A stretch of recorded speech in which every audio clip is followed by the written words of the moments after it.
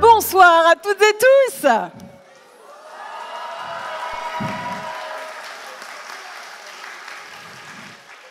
Mais quel bonheur de vous retrouver pour cette grande soirée de finale régionale Mathèse en 180 secondes. C'est quand même la 10e édition cette année à La Réunion et la 3e pour moi consécutive. Et je dois dire que je suis très honorée, très fière et toujours aussi surexcitée en vrai d'être votre maîtresse de cérémonie. Pourquoi ? Parce que ce soir, on va vivre un moment unique. Est-ce que vous vous en rendez compte que c'est incroyable ? Ben oui, parce que la science vient à nous. Elle quitte sa blouse blanche, elle sort des labos et elle vient nous rencontrer pour nous parler de manière vibrante, vivante et même, vous allez le voir, carrément fun parfois. Alors moi, je suis ravie parce que je sais à quel point le cerveau aime apprendre en jouant. Et j'ai carrément envie d'ailleurs de remercier l'équipe, la super équipe de l'Université de La Réunion qui, par son engagement chaleureux, intelligent et puis chaque année en fait, a envie de mettre à l'honneur cette soirée. On va donc s'amuser, ça c'est clair. Vous êtes prêts pour ça ? Super public en plus à chaque fois. Ce soir, ce sont donc 9 doctorants, 9 cerveaux en ébullition, 9 passionnés qui vont quand même relever le défi incroyable, totalement fou, de vous faire comprendre en seulement 3 minutes des années d'études. C'est pourquoi c'est un défi fou, parce qu'en vrai, on pourrait dire vulgariser, c'est juste simplifier. Mais non, pas vraiment. Vulgariser, c'est être capable de traduire l'essentiel avec justesse et selon moi avec poésie. Et ça, c'est tout un art. Donc vraiment, j'aimerais que vous preniez conscience de la difficulté de l'exercice. Et puis que ce soir, nous sommes en plus en direct sur les réseaux, je le disais, en direct sur Facebook. On dit d'ailleurs un grand bonjour à tous ceux, bonsoir en tout cas à tous ceux qui nous regardent. Ça, c'est grâce à l'équipe de la Daman, avec qui j'adore travailler parce qu'ils sont super pros. Donc ça veut dire que vous, public, vous avez un rôle à jouer. Important ce soir. J'aimerais que vous habitiez cette soirée par votre présence, par vos applaudissements, par vos encouragements, par votre capacité à être le meilleur public de chaque année en fait. Et je vous entends pas ?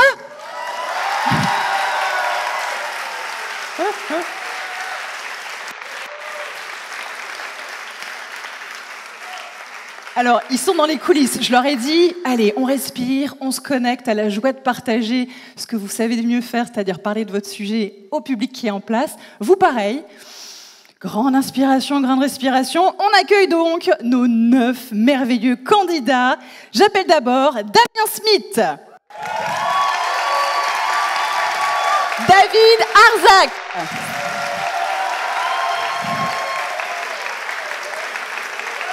Sakri Etouari-Singh. Sheila Bouana. Corée Bouchard. Antonin Lecor. Hugo Gerville. Romane Kalarek et Jamie Maccabé.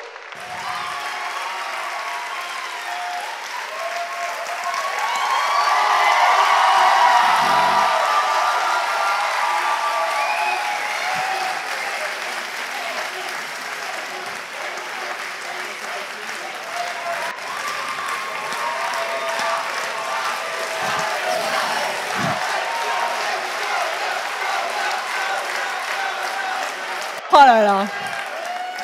Chaque année, je dis que le public, il est terrible, mais alors vous exposez tous les scores, en fait. Je vous kiffe. Je vous l'ai pas encore dit, mais je vous le dis, ça va se répéter toute la soirée. Vous avez vu le public de dingue que vous avez ce soir ?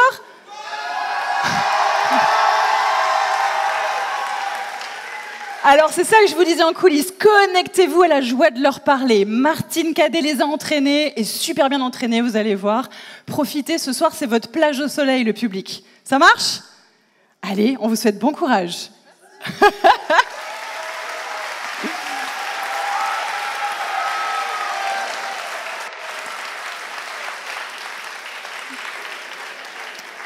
En plus, ils sont carrément beaux, hein. Costumes et tout, la classe. Bon, qui dit concours dit règles. Je sais que la plupart d'entre vous connaissent les règles, mais quand même, c'est important de les rappeler, notamment pour ceux qui nous suivent justement sur les réseaux. Je vais donc appeler, c'est trop bien, cette année, vous avez vu, on a plus de garçons dans les candidats, et j'ai 2 personnes au prix d'une pour me parler des règles sur la scène. Moi, j'adore, hein. C'est une année exceptionnelle, super millésime. Allez, accueillons chaleureusement Alain Bastide, directeur de l'école doctorale Sciences, Technologies, Santé. Bienvenue. Et Philippe Jean-Pierre, directeur de l'école doctorale Sciences humaines et sociales, pour justement parler des règles de fonctionnement. Allez-y, messieurs, on va se mettre par ici pour qu'on soit bien cadré. Voilà. Tous les deux, vous allez pouvoir nous parler justement de ce concours. Approchez-vous, restez pas dans le fait noir, Marmaille. Voilà, on est beaucoup mieux comme ça à la lumière. C'est un concours quand même qui date depuis un certain temps déjà, qui a d'ailleurs sauté la mer, traversé une bonne partie de l'océan pour arriver jusqu'ici à La Réunion. Qu'est-ce qui fait ce petit plus, cette valeur ajoutée justement, en tout cas pour notre concours régional? Qu'est-ce que ça donne en plus de participer à un concours comme celui-ci? Ce sera à toi. D'abord, c'est de démontrer qu'on est peut-être loin des yeux, mais pas loin du cœur, et de montrer que dans ce territoire isolé, qui est rempli de défis, qui doit faire face à de multiples enjeux territoriaux et sociaux, on est capable de démontrer que dans cette île, on peut créer l'avenir, et on peut y répondre, on peut faire face aux enjeux. Que là, on est habitué par rapport à avoir une litanie de doutes, lorsqu'on se lève parfois le matin et qu'on relève dans l'actualité un ensemble de mots MAUX. Aujourd'hui, on sait que dans cette salle, il y a des solutions qui sont en germe, et que les candidats qui seront devant vous ce soir vont pouvoir vous emporter, et nous emporter bien entendu dans l'émotion, mais nous emporter aussi vers l'avenir. Et je crois que cette puissance, cette énergie qui est dans cet amphithéâtre les soutient, et cette puissance qui est au sein de cette université par tous les moyens qui sont mobilisés, nous démontre qu'on est capable non seulement de former, mais aussi de créer des solutions. Et je crois que ma thèse en 180 secondes, c'est aussi cet exercice. Ouais. Cet exercice où les gens savent surpasser, aller chercher la lune sans pour autant décrocher leur âme. Oh, c'est beau ça. Je vais te la piquer celle-là. Si tu me permets, Philippe, je vais te la piquer celle-là. Alors, justement, les règles, on va en parler parce que, Alain, bien sûr, c'est important de décrire sur quels critères ils sont jugés. C'est d'ailleurs les mêmes critères en régional qu'en demi-finale, qu'en finale, qu'en international. Et donc, c'est important de les rappeler. Quels sont ces critères-là? Qu'est-ce qu'on va observer? Donc déjà, bonsoir à tous. Les règles sont les suivantes. En fait, il y a 180 secondes de présentation. Il y a une diapositive qui va être affichée. Elle est statique, elle ne doit pas bouger. Il n'y a pas d'objet, pas d'artifice de manière générale. Et ils doivent vous convaincre. Convaincre, c'est déjà pas mal, ouais. Et une chose importante, on ne juge rien sur le contenu de la thèse. C'est-à-dire qu'on n'est pas là pour juger si la thèse est intéressante ou pas. C'est vraiment la prestation oratoire. C'est la prestation, ça fait partie de la notation. 4 points, il y a 10 points, il y a 4 points sur l'art oratoire et il y a 6 points sur la vulgarisation des travaux de recherche. Ok, c'est important de le rappeler. Donc vous voyez qu'il y a quand même un gros travail pour le jury qu'on va présenter tout à l'heure. On a vu sur cette scène, chaque année, des doctorants qui se surpassent, qui transcendent vraiment la crainte ou même ce qu'ils sont personnellement. Moi, je pense que c'est un exercice qui va bien au-delà de juste parler de sa thèse et qui va peut-être les aider dans la vie de tous les jours, quelque part. Comment est-ce qu'on fait pour réduire en 3 minutes, je ne sais combien d'années d'études? C'est très difficile. Donc, il faudra vraiment les applaudir parce que c'est difficile de, en 3 minutes, donner un contexte, poser une question de recherche, expliquer ce qu'on fait dans la recherche et les principaux résultats. Donc, ça, c'est la démarche scientifique. Mais comment faire pour trouver le mot juste, compréhensible par tous? Donc ça a été l'enjeu qu'ils ont eu.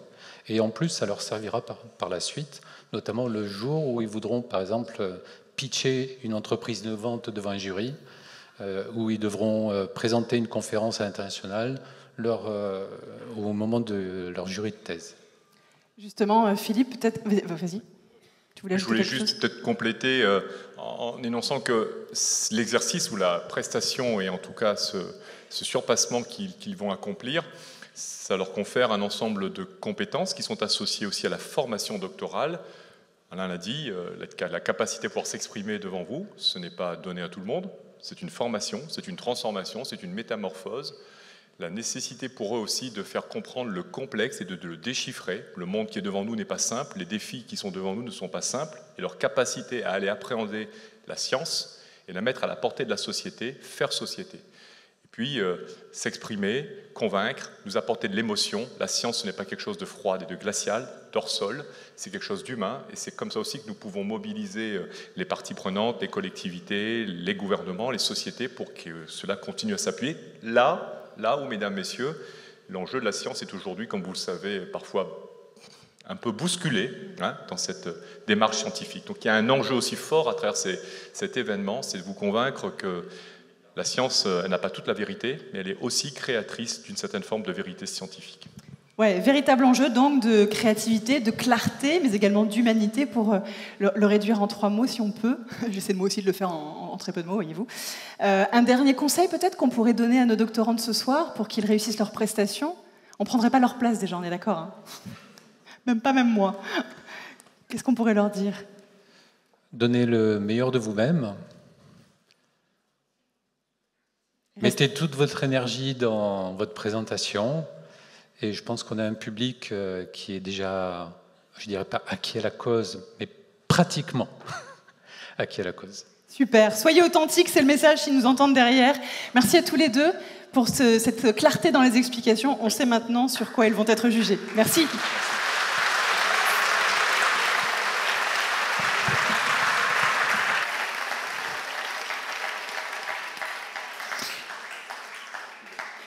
Ah oui, photo.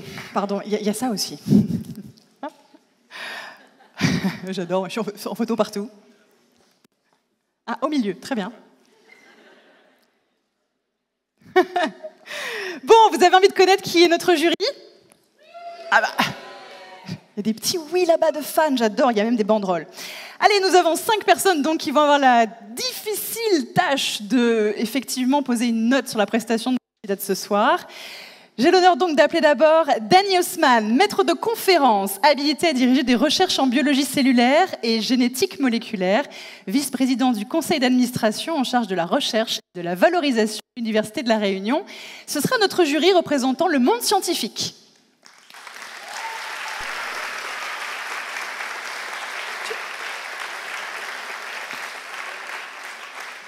Nous aurons également Shehnaz Bago, directrice générale SDOI, qui sera notre jury représentant le monde entrepreneurial.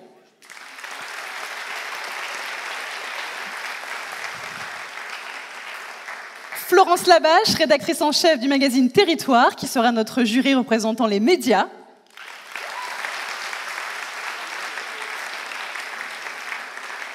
Jean-Nicolas Surjus, directeur des Petits Débrouillards, qui sera notre jury pour représenter le monde de la culture scientifique.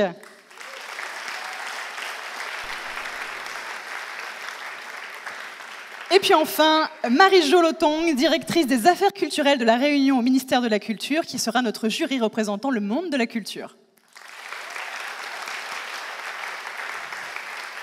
Oui. C'est important de les soutenir parce que franchement, moi non plus, je ne prendrai pas leur place. En tout cas, ce soir, il y a quand même beaucoup d'enjeux, susciter la passion, l'émotion, la compréhension, on l'a vu. Mais pour un candidat, ce soir, le premier prix du jury, eh bien, il y a quand même un voyage à la clé. Un voyage en direction de la métropole pour participer à la demi-finale nationale. Et ça, c'est quand même un enjeu majeur pour faire briller notre île, quelque part, hein, au-delà de notre territoire. Vous savez quand même que depuis 2014, c'est plus de 12 000 doctorants et doctorantes qui ont pris part à ce concours partout dans le monde. Je trouve ça fabuleux qu'on puisse continuer cela. Est-ce qu'on démarre? Vous êtes prêts ou pas? Là, ça monte derrière. Allez, faites une ovation à notre premier candidat, parce que c'est toujours quand même difficile de passer en premier. J'appelle Damien Smith du laboratoire Piment, physique et ingénierie mathématique pour l'énergie, l'environnement et le bâtiment.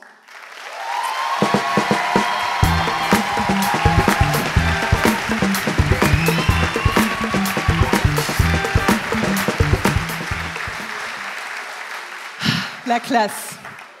Il est prêt pour l'international déjà.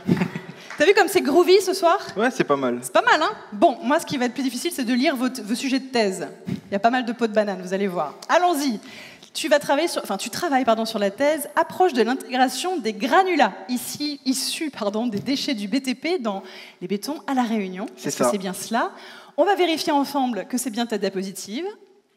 C'est bien elle. C'est bien celle-là. Eh bien, écoute, tu connais les règles, tu as un chrono. Et toute ton énergie pour convaincre le public, c'est à toi. Merci.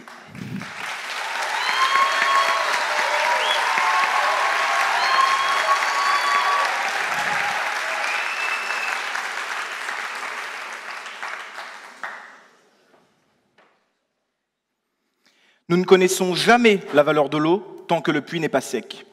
Cette phrase de Thomas Fuller illustre un principe fondamental. Nous ne prenons conscience de l'importance d'une chose que lorsqu'elle vient à manquer. Moi, il m'a fallu 5 ans en Hexagone pour réaliser tout ce que je perdais en étant loin de mon île, La Réunion. Et mon île, elle, justement, est en train de se retrouver au fond du puits. À La Réunion, comme ailleurs, tout repose sur une ressource que l'on ne voit pas, mais qui est pourtant au cœur de nos villes, de nos routes, de nos maisons, et même du bâtiment où nous sommes aujourd'hui. Les granulats. Ces petits morceaux de roche indispensables pour fabriquer du béton.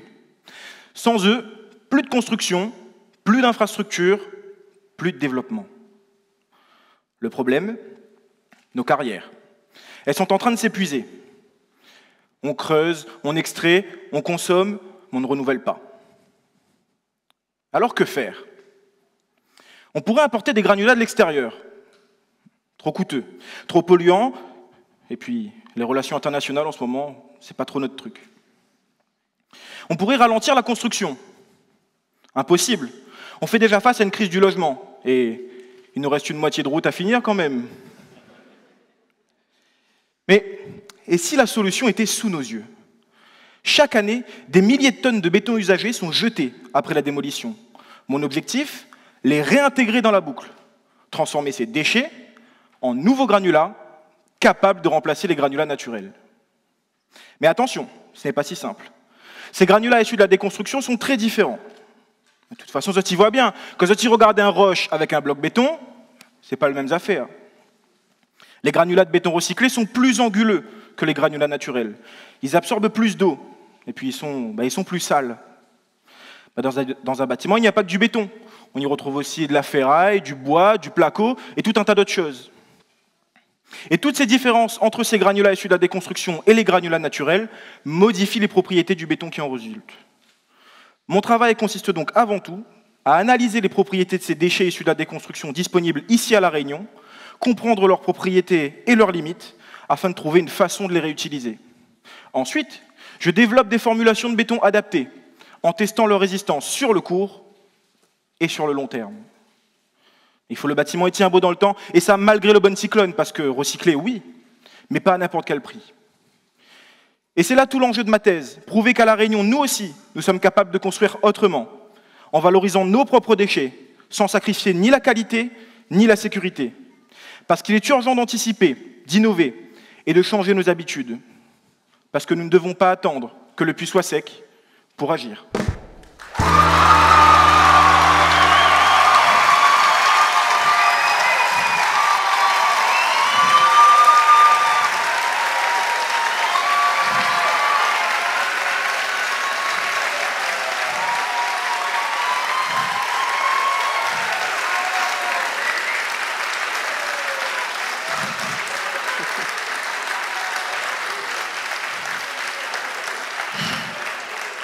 Ça démarre fort, hein. Il a mis la barre genre juste là, quoi. Tout va bien. Donc en fait, là, si je comprends bien, la prochaine fois que je vais marcher sur un trottoir en béton, j'ai moyen d'imaginer que ça puisse être un mur recyclé. Ah bah j'espère de tout mon cœur. Ça serait trop bien. Et est-ce que, du coup, tu rêves parfois de béton aussi, ou c'est juste pendant tes moments de boulot? J'essaye d'éviter, mais bon, c'est difficile avec la thèse. Ok, est-ce que tu as l'air d'être... tu vois des granulats partout, quoi? Partout. Ok. Partout. Bon, bah, c'est les aléas de la thèse, j'ai envie de dire. Hein. Merci en tout cas. Merci à toi. Merci Damien. Merci.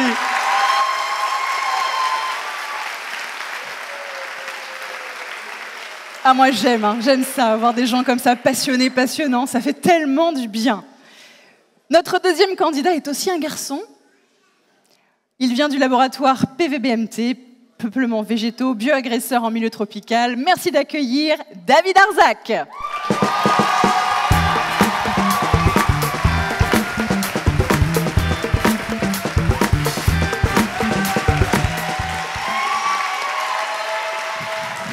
T'as carrément une affiche, hein.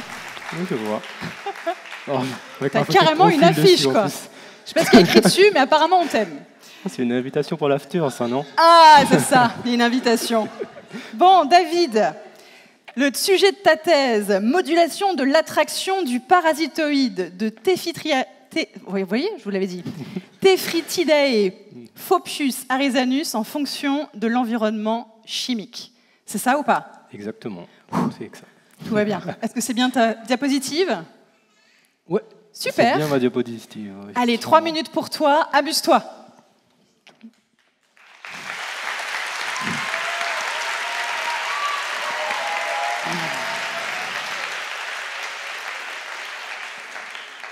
Donc, pour commencer simplement, je pense que dans la salle, on est nombreux à aimer manger des fruits.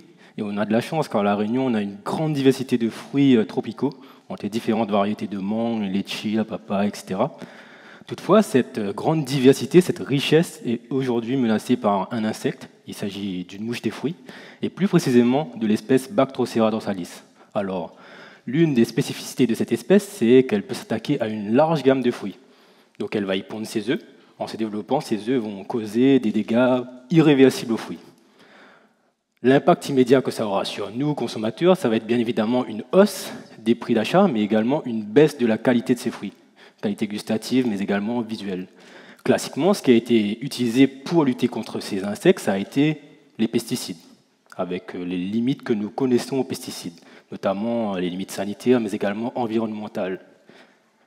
Toutefois, il existe des méthodes de lutte plus saines et plus protectrices de l'environnement, mais également de la santé, comme l'utilisation d'ennemis naturels. Et à La Réunion, on a de la chance car on a un ennemi naturel reconnu de cette mouche des fruits. Il s'agit de Phopius arisanus.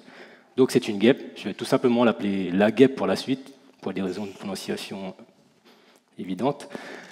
Et ce qu'il faut savoir sur cette guêpe, c'est qu'à La Réunion, son impact reste modéré pour des raisons mystérieuses.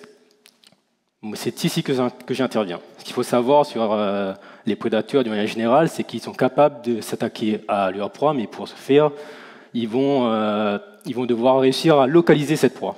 Donc pour localiser cette proie, ils vont utiliser différents indices présents dans leur milieu naturel. Donc quels sont ces indices et pourquoi est-ce si intéressant de s'y intéresser?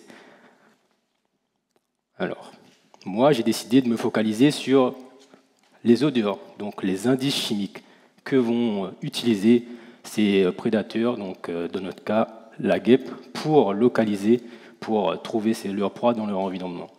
Ce qu'il faut savoir sur ces odeurs, c'est que certaines d'entre elles vont être positives et d'autres négatives pour la recherche, donc qui peuvent bloquer ce processus de recherche. Moi, mon travail, ça va être d'aller dans l'environnement naturel de la guêpe, de récupérer toutes ces odeurs, ensuite de les ramener au laboratoire, de les analyser afin de les identifier, puis je les teste individuellement sur le comportement de la guêpe afin de savoir quel effet elles ont. Donc le but final étant de trouver une ou plusieurs odeurs permettant d'optimiser la capacité de cette guêpe à protéger, à défendre nos fruits. Donc voilà, la question finale que je peux me poser, c'est est-ce que je vais réussir à aider cette guêpe à protéger nos fruits? Et pour avoir la réponse à cette question, je vous donne rendez-vous à la fin de ma thèse dans 1 an. Voilà.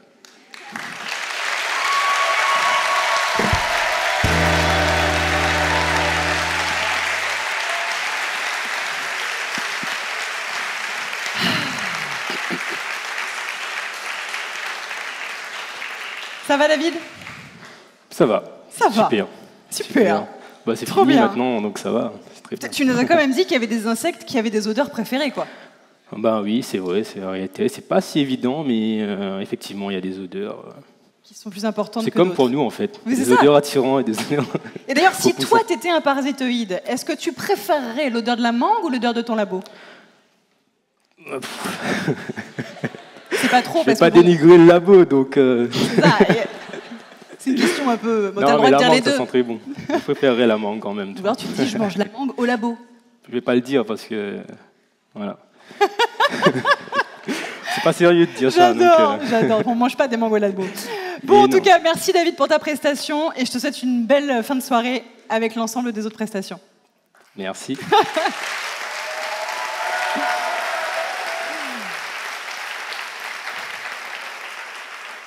Allez, nous allons accueillir notre première candidate féminine. Elle vient du laboratoire C'est moi, Centre d'économie et de management de l'océan Indien. Faites une chaleureuse ovation pour Savitri Etwari-Singh.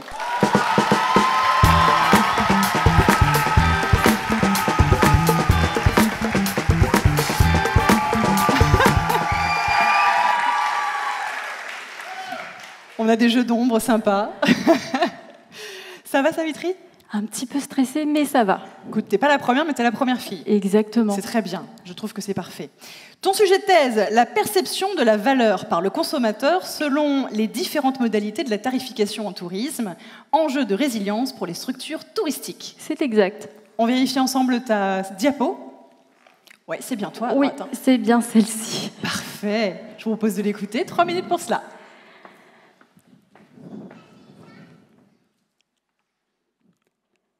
Avez-vous déjà ressenti cette petite pointe d'agacement lorsque, confortablement installé dans un avion, vous découvrez que votre voisin de siège a payé la moitié du prix de votre billet? Parce que je te connais, billet, il est trop cher. Ou au contraire, cette petite satisfaction lorsque c'est vous qui avez payé bien moins que les autres.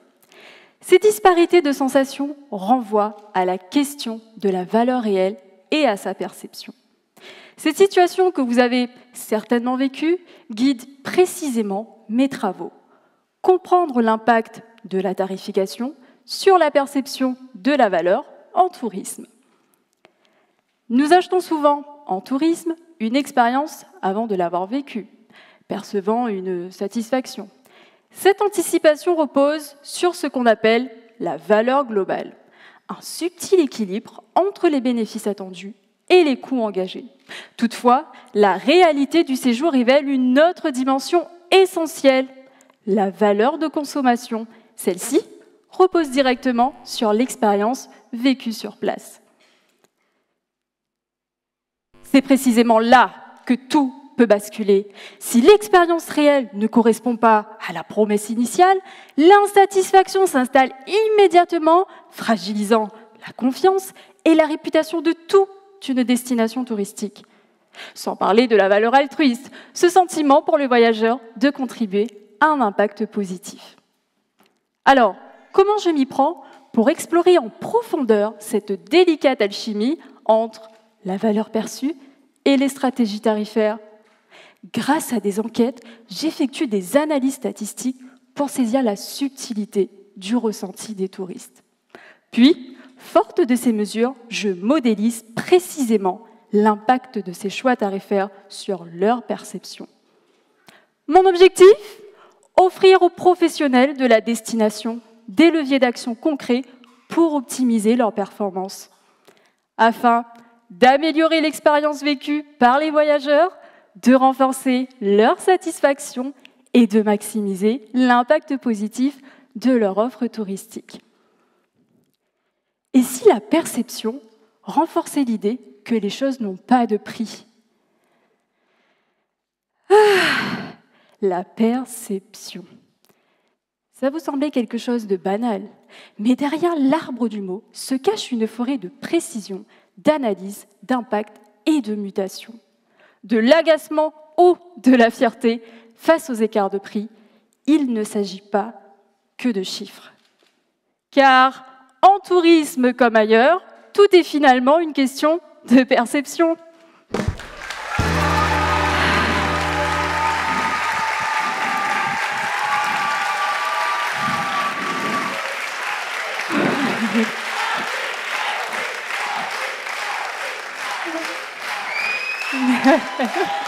Le fan club. Le fan club, t'as vu Just in Time, hein? Ouais. Nickel. J'espère. Bah, écoute, oui. Cette notion, quand j'étais guide touristique, on l'étudie beaucoup et je trouve très bien que ce soit quelque chose qui fasse le sujet de ta thèse. Toi, dis-moi, c'est quand la dernière fois que tu as eu vraiment l'impression d'en avoir pour ton argent en voyage? Ça fait quand même 5 ans que j'ai pas vraiment voyagé, parce qu'en doctorant, quand on est en doctorant, on peut pas se permettre de trop... Ouais, voilà. On travaille tout le temps. On fait pitié, en fait. Non, quand même pas. Il faut prendre du plaisir, quand même. Et alors, à ton avis, c'est quoi qui fait vraiment le petit plus pour un touriste? Est-ce que c'est un super sunset sur la plage de Choisissez, à La Réunion, hein, bien sûr, ou un bon prix? On va dire un beau sunset à La Réunion, puisque finalement, ça n'a pas de prix. On est bien d'accord. Ça, c'est cool. Merci en tout cas, Savitri. Merci à tous. Merci.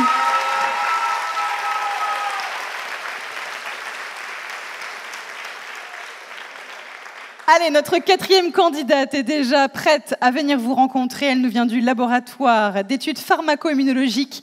Accueillez Shaila Bwana.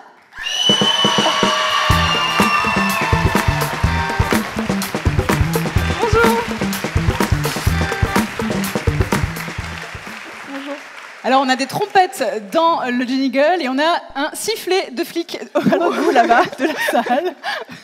Incroyable.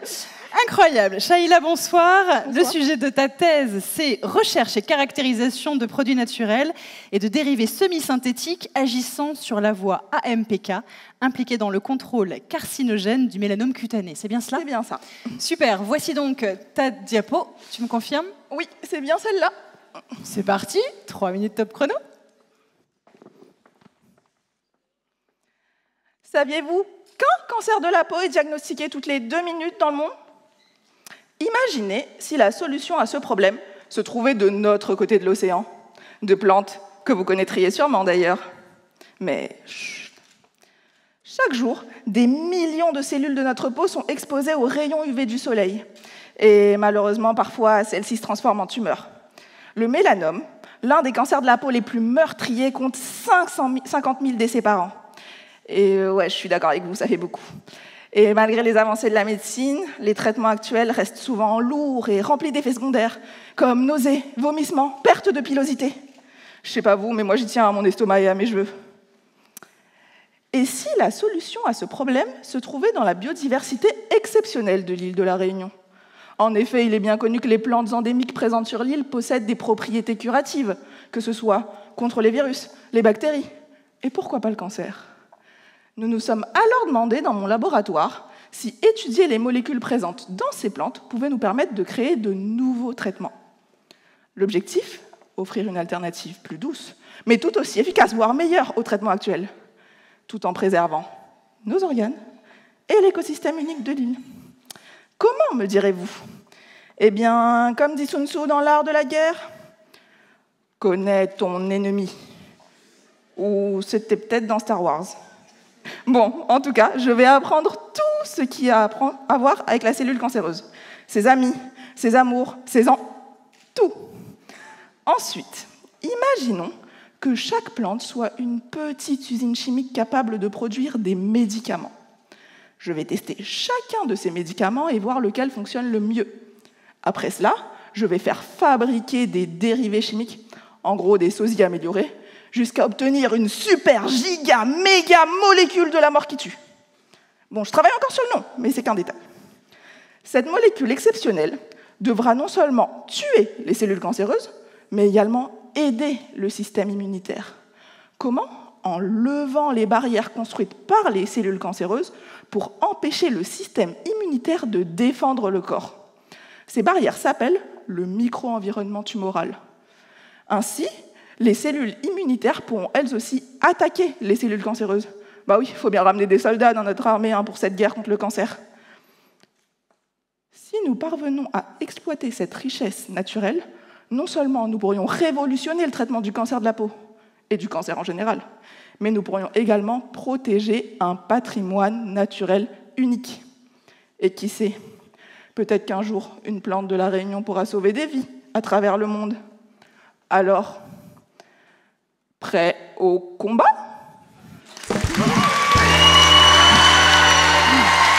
Merci.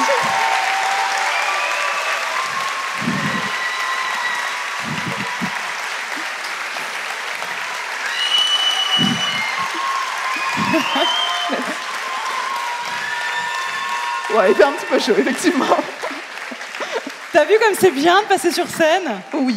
Moi, je vois Martine Cadet derrière, elle a un sourire comme ça, tellement elle est heureuse de voir les candidats qui passent les uns après les autres et qui réussissent leurs prestations. Oui. Bon, alors dis-moi, Shaila, toi qui étudies justement ces fameuses plantes miraculeuses, on pourrait les appeler comme ça, oui. Est-ce que tu préfères être dans ton labo ou à fouiner dans les bois pour essayer de les trouver? Dans le cadre de ma thèse, je suis pas vraiment dans les bois, je suis plus au labo. Mais j'avoue que quand même, être dans les bois, c'est bien, surtout à La Réunion. Trop cool. Écoute, peut-être que tu vas pouvoir justement un peu plus sortir du labo pour aller les voir dans leur milieu. Merci en tout cas d'étudier cela pour La Réunion. Merci beaucoup. Merci à vous.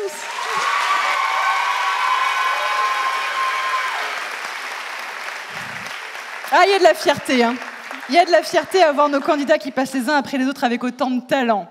Nous sommes déjà au 5e candidat. Nous allons accueillir à présent un candidat qui vient du laboratoire PVBMT, Peuplement végétaux et bioagresseurs en milieu tropical. Accueillez Corey Bouchard.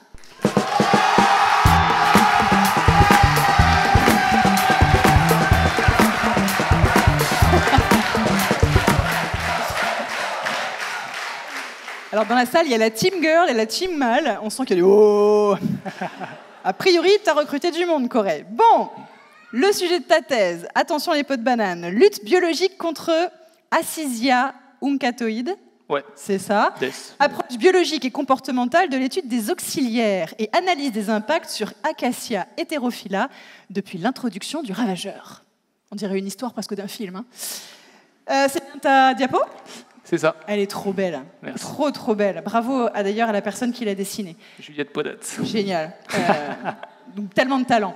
3 minutes pour toi ? Super. C'est parti. Merci.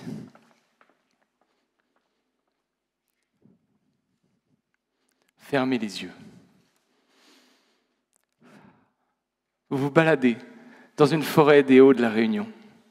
À gauche, à droite, partout, des tamarins des Hauts. Un magnifique arbre endémique qui n'existe que sur cette île. Mais ouvrez les yeux et vous verrez qu'ils ne sont pas si beaux que ça, ces tamarins. Défoliation, feuilles noircies, forte mortalité. Le coupable ? Un insecte australien nommé le psylle du tamarin se révèle rapidement à vous de façon intrusive. Les adultes ailés qui ne sont pas occupés à siphonner la sève des tamarins volent dans tous les sens et finissent souvent coincés dans votre œil ou dans votre bouche. Notre solution contre ce psylle, c'est la lutte biologique. Concrètement, pour lutter contre un ravageur, on introduit son prédateur naturel. Mais il faut d'abord le trouver. Alors cap sur l'Australie, pour trouver notre candidat idéal. Premier candidat, la coccinelle Harmonia conformis. Prédatrice naturelle du psylle, elle a déjà été utilisée en lutte biologique contre ce même psylle en métropole et à Hawaï. Le CV est donc plutôt intéressant, une formation appropriée et déjà beaucoup d'expérience sur le poste. Mon deuxième candidat est une toute petite guêpe de 1 mm qui pond ses œufs dans le psylle pour ensuite les dévorer de l'intérieur. C'est ce qui lui vaut son nom, le Psyllephagus. En français, ça donne le mangeur de psylle. Certains vont crier au pistonnage, mais moi j'aime beaucoup ce nom et je le garde pour les entretiens d'embauche. Justement, le premier axe de ma thèse consiste à réaliser cet entretien d'embauche. En étudiant la biologie de ces insectes, je dois définir s'ils correspondent aux attentes du poste. Pour cela, je m'interroge sur leur temps de développement, leur potentiel de reproduction et aussi l'efficacité avec laquelle ils vont s'attaquer aux psylles. Et si mes 2 candidats étaient viables, j'ai le droit d'embaucher les 2 ? Comment se comporteraient mes 2 insectes s'ils devaient travailler ensemble ? C'est la question que soulève mon deuxième axe de thèse. Et pour y répondre, je mets en place un genre de période d'essai, pendant laquelle je regarde si la présence de l'un perturbe le comportement de chasse de l'autre, et inversement. Si mes résultats sont positifs, et que les autorités compétentes sont favorables, il va falloir leur faire confiance. Les lâcher dans l'environnement pour protéger le tamarin. Mais mon travail ne s'arrête pas là. Je suis encore là pour vérifier que leur mission est accomplie. En comparant les pullulations et leurs impacts sur le tamarin des Hauts avant et après le début de la lutte biologique, je pourrais apporter un regard critique quant au succès du programme de lutte biologique. Et d'ici quelques années, je l'espère, nous pourrons profiter des forêts de tamarins les yeux ouverts.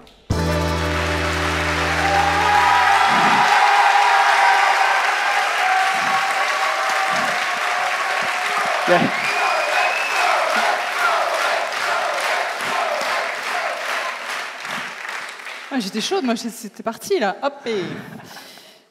En fait, toi, t'es le Denis Brognard des insectes, quoi. Ouais. T'organises un Koh-Lanta pour vérifier qui va rester sur les photos, quoi. C'est ça. Et en plus, j'ai 2 gagnants. C'est ça, du coup, il n'y a personne qui gagne. T'essaies Voilà. de maintenir le truc.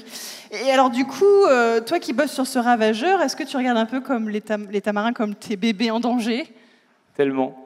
Tu les aimes, hein. J'ai de la C'est peine bien pour que eux. quelqu'un s'en occupe quand même, je trouve. C'est cool, t'es le papa des bébés tamarins. Exactement. Merci beaucoup, Corée. Merci à vous.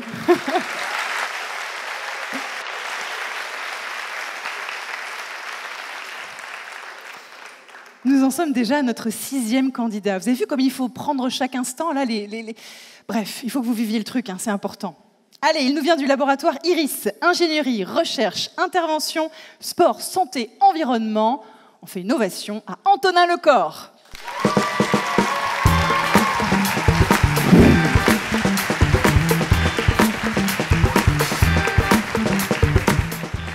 Je me permets. Hein. Ouais, Permets. Voilà, tu sais que j'aime bien. Alors Antonin, ça va ? Ça va. Fantastique. Le sujet de ta thèse, fonction neuromusculaire et estimation de la force critique après un déconditionnement physique, étude des mécanismes et mise en place d'un protocole d'estimation. C'est ça ? Tout à fait. Voici ta slide. Fantastique. Vous allez voir, c'est limpide. 3 minutes, c'est pour toi, Antonin. J'espère que la concentration que vous avez accumulée jusque-là ne vous a pas trop fatigué. Parce que la fatigue mentale dépend de votre concentration et la fatigue musculaire dépend de votre condition physique. Certaines personnes sont en bonne condition physique parce qu'elles sollicitent leurs muscles régulièrement. D'autres moins et finiront par développer un déconditionnement physique, une baisse de leur capacité cardiaque, pulmonaire, musculaire. Le déconditionnement est un véritable cercle vicieux. Par exemple, je suis trop fatigué pour monter les escaliers, ting, j'attends l'ascenseur. Sauf que, moins je sollicite mes muscles, moins ils seront résistants à la fatigue. Conclusion, faut pas que l'ascenseur tombe en panne. Conclusion, la fatigue musculaire est un bon indicateur de la condition physique. Mais, pour la mesurer, il faut faire des contractions maximales. Seulement voilà, chez les personnes déconditionnées, la communication entre le cerveau et le muscle est perturbée. En conséquence, ces personnes ne parviennent pas à atteindre leur force maximale alors même qu'elles ont l'impression de le faire. On parle d'un échec d'activation volontaire. Et il est là le problème. Mesurer la fatigue, c'est pertinent pour évaluer la condition physique, mais ça doit passer par des contractions maximales que le participant soit en bonne ou en mauvaise condition physique. Mais vous savez, je ne crois pas qu'il y ait de bonnes ou de mauvaises conditions physiques. Moi, si je devais résumer mon travail avec vous aujourd'hui, je dirais que ce sont d'abord les contractions maximales qui posent problème. Pendant ces contractions maximales, une personne en bonne condition physique va très rapidement perdre beaucoup de force jusqu'à atteindre un plateau que l'on appelle force critique. Cette force critique, c'est la force maximale que votre muscle peut maintenir sans forcément se fatiguer, comme la vitesse maximale que votre voiture peut maintenir sans trop consommer de carburant. C'est donc un paramètre essentiel pour mesurer la fatigue. Seulement voilà, certaines personnes déconditionnées ne parviennent pas à atteindre ce plateau de force critique. Pendant ma thèse, j'ai compris que plus leur échec d'activation volontaire était important, alors moins on était capable d'estimer correctement cette force critique. Il fallait donc adapter le protocole sans passer par des contractions maximales. J'ai alors mis au point une expérience dans laquelle j'ai fait monter mes participants très progressivement en intensité de contraction. L'idée était de repérer le premier signe de fatigue musculaire, en me disant que si je passais ce premier signe de fatigue, alors mon participant venait tout juste de croiser sa force critique. J'ai d'abord testé et retesté cette expérience chez des personnes en bonne condition physique. Résultat, les estimations de la force critique étaient correctes, mais en plus, je retombais 2 fois de suite d'un test à l'autre. Prochaine étape, valider l'expérience chez des personnes déconditionnées. Finalement, si cette expérience fonctionne chez les personnes déconditionnées, je pourrais estimer leur force critique, mesurer la fatigue musculaire, évaluer leurs conditions physiques et finalement leur proposer un programme de reconditionnement adapté pour qu'elles remontent les escaliers sans se fatiguer. Du couru là.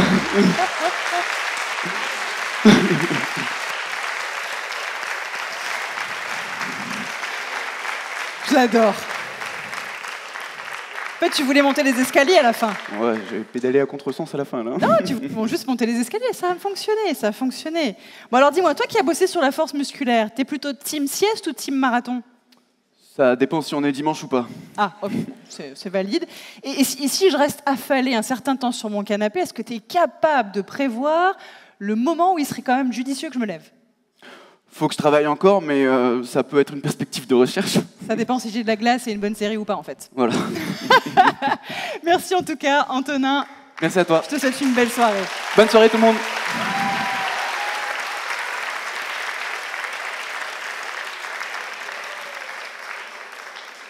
Tout va bien dans le public? Génial. Je sais qu'aussi sur les réseaux, vous êtes avec nous. Il y a des petits commentaires qui passent. Je vois qu'il y a des gens qui postent des choses. C'est très, très bien d'être avec vous et de pouvoir vous faire vivre cette superbe émission et cette superbe soirée. Notre candidat numéro 7 nous vient du laboratoire de l'atmosphère et des cyclones. Accueillez Hugo Gerville.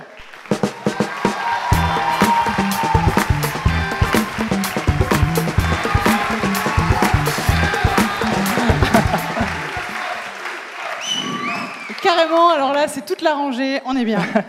On est bien. Hugo, bonsoir. Bonsoir. Génial. Le sujet de ta thèse, oui. Restitution du champ de vapeur d'eau 3D par tomographie GNSS pour la correction des observations INSAR appliquées aux déformations du piton de la Fournaise à La Réunion. C'est bien ça, oui. C'est bien cela. La slide que tu nous proposes est celle-ci. Oui, c'est bon. Fantastique. Tu as la place donnée par ici. 3 minutes pour toi. Amuse-toi. Attends, je crois que je me permets, hein, parce que c'est... Non, c'est que c'est trop près de ton nez. Hop. Voilà.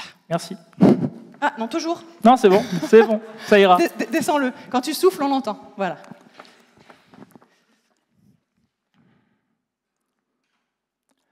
Mesdames et messieurs, bonsoir et bienvenue à bord du vol MT-180. La présentation qui va suivre concerne votre sécurité. Nous vous prions de bien vouloir attacher vos ceintures et nous vous souhaitons un agréable voyage. Je vous emmène ce soir pour un tour de l'île de la Réunion. Attention et décollage. Prenons directement le cap vers l'est de l'île où nous pouvons apercevoir un symbole, que dis-je, un emblème de l'île de la Réunion, à savoir le volcan du Piton de la Fournaise. Ce dernier est scruté en permanence par les chercheurs de l'Observatoire volcanologique pour suivre ses mouvements et déformations annonciatrices d'éruptions. Pour cela, une technique de mesure de la déformation du sol est effectuée depuis l'espace. Des radars placés sur des satellites mesurent les mouvements du volcan avec précision. Non, enfin presque. Un village d'irréductibles petites molécules résiste encore et toujours à l'envahisseur. En effet, lorsque mon signal rencontre de la vapeur d'eau, cette dernière est capable de mettre son grain de sel dans mes mesures. Mais c'est là que ma thèse va entrer en jeu. Prenons le cap vers l'ouest de l'île, où vous pouvez admirer ce magnifique ciel composé de 3 principales molécules. De l'oxygène, de l'azote et de l'eau. Et même si cette dernière ne représente que 1% de l'air qui nous entoure, sous forme gazeuse, elle est capable de fausser nos mesures. Pour réussir à l'identifier, je vais utiliser une technique secrète que je vais vous dévoiler ce soir. C'est le système de positionnement global, plus connu sous le nom de GPS. Attendez, je vous explique. Sur nos têtes, un grand nombre de satellites sont en orbite et envoient des signaux aux différents récepteurs présents un peu partout sur l'île. Chaque signal me donne une information sur la quantité de vapeur d'eau qu'il y a sur son chemin.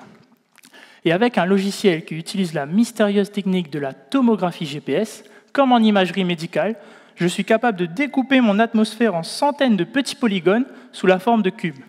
Je peux aussi modifier leur forme pour que mon logiciel s'adapte au mieux au relief abrupt de l'île, un peu comme des super polygones. Je suis aussi rentré dans le cœur de mon logiciel pour améliorer son temps de calcul et ses équations mathématiques. Grâce à cela, je suis capable de retrouver la quantité de vapeur d'eau dans chacun de mes petits cubes, et ce, en 3 dimensions. Du nord au sud, de l'est à l'ouest, et du sol à 12 km d'altitude. Connaissant où se trouvent mes petites molécules, je peux ainsi corriger les mesures de déformation sur le piton de la Fournaise en fonction de la vapeur d'eau dans l'atmosphère. La déformation du volcan est ainsi suivie avec plus de précision, et chaque réunionnais peut dormir sur ses 2 oreilles. Mesdames et messieurs, nous avons le plaisir de vous annoncer que nous avons bien atterri à Saint-Denis de la Réunion. L'humidité extérieure est très élevé. Nous vous souhaitons une agréable soirée et espérons vous revoir à bord très bientôt. Merci et au revoir.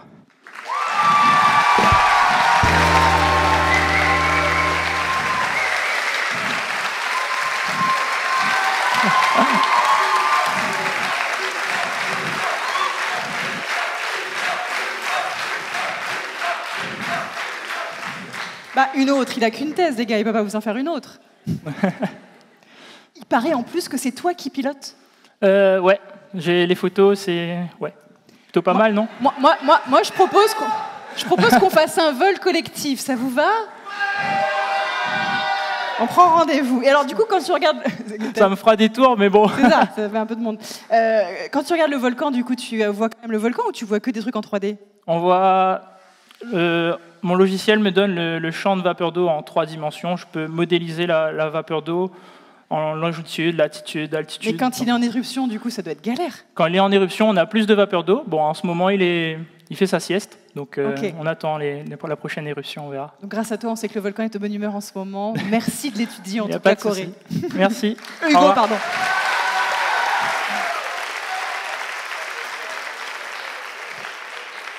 Si je l'appelle Hugo Corée, maintenant, rien ne va plus. Hein. Ah là là, je vous jure. Allez, notre 8e candidate est donc une fille. Elle nous vient du laboratoire Peuplements végétaux et bioagresseurs en milieu tropical. Accueillez Romane Kalarek.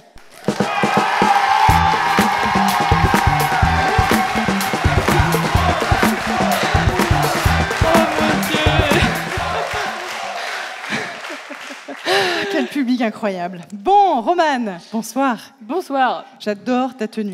Merci. Le sujet de ta thèse est la caractérisation morphophysiologique, génomique et métabolomique, rien à voir avec la bolo, on est d'accord, d'Hypericum lanceolatum. Non, on la reprend. Hypericum lanceolatum. Ouais, c'est ça? Ouais, c'est indigène à la Réunion en vue de la conservation et de sa valorisation. Super. Est-ce que nous avons... Oui, formidable. Nous avons donc ta diapo, nickel. Et c'est la bonne. C'est ça. T'es prête pour tes 3 minutes? Ben ouais, on va faire ce qu'on peut. Hein. Non, tu vas tout bien faire, Romane. Le public est là pour toi, profites-en. Parle-leur.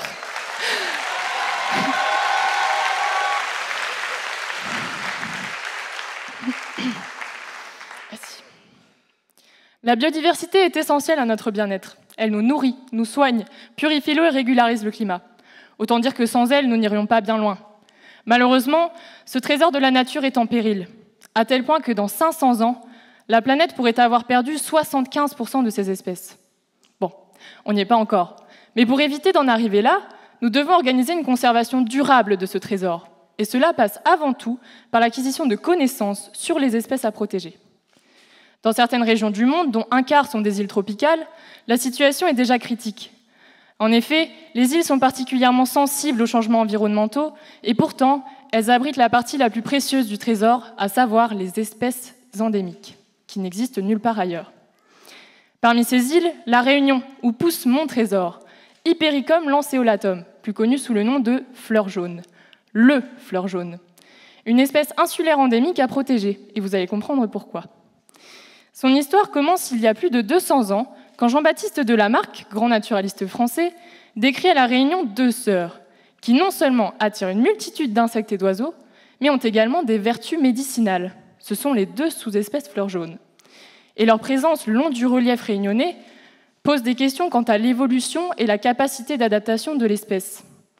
Alors aujourd'hui, pour mieux comprendre et préserver le fleur jaune, il faut approfondir les connaissances sur les 2 sœurs. J'ai donc ressorti les archives de Lamarck et suis partie moi aussi à leur rencontre. L'une, téméraire, que l'on appellera la sœur des hauts, habite les impressionnants sommets de l'île, tandis que l'autre, la sœur des bas, préfère les cirques et plaines verdoyantes. Les technologies ayant bien évolué en 200 ans, j'ai pu pousser les travaux de Lamarck un peu plus loin. Il avait remarqué des différences morphologiques importantes entre les 2 sœurs, qui remettaient en question leur apparentement. Mais alors, sont-elles vraiment sœurs et de la même espèce finalement? Eh bien, pour le savoir, j'ai étudié leur matériel génétique. Ensuite, je me suis intéressée à leur environnement de prédilection. C'est vrai, c'est surprenant pour 2 sœurs d'évoluer dans des milieux aussi différents. Alors, en extrayant et comparant les molécules qu'elles produisent, j'espère comprendre ce mystère. Et finalement, Pour réussir à vivre dans de tels endroits, pour vous dire, il y en a même dans les ravines, on se demande comment elles perdurent, comment leurs graines arrivent à germer. Ont-elles besoin de chaud, de froid, de lumière ou d'obscurité? Eh bien, pour percer leur secret, il faut tester, encore et encore, jusqu'à obtenir des résultats. En tout cas, j'espère que cette aventure en quête de connaissances sur les 2 sœurs fleurs jaunes permettra d'allonger leur avenir au travers d'une conservation plus durable et que maintenant, vous aussi, vous réaliserez la valeur des plantes qui bordent les sentiers de la Réunion, qui peuvent constituer un trésor unique au monde.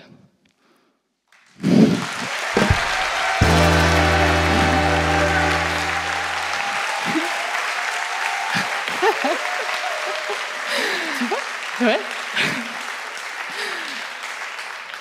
À chaque fois qu'ils passent sur scène, au moment où ils sont devant vous, c'est la meilleure version qui se produit à chaque fois. C'est fabuleux. Vous devez leur donner beaucoup d'énergie, je pense.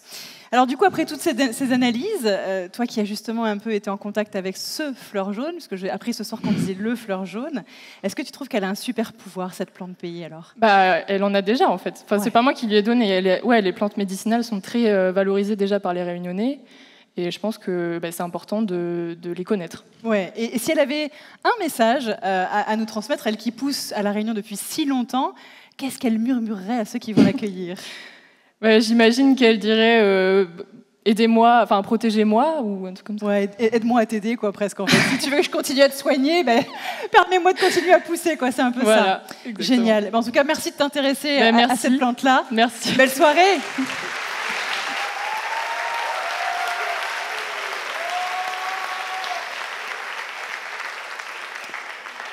Nous arrivons presque déjà au terme de ce concours, puisqu'il s'agit de notre dernière candidate qui va passer maintenant. Je vous avais dit, ils étaient 9. Et c'est pas très facile de passer en dernier. Hein. On a le temps d'avoir beaucoup de pensées avant de passer sur scène. Accueillez, s'il vous plaît, du laboratoire Espace Dev, Jamie Maccabé.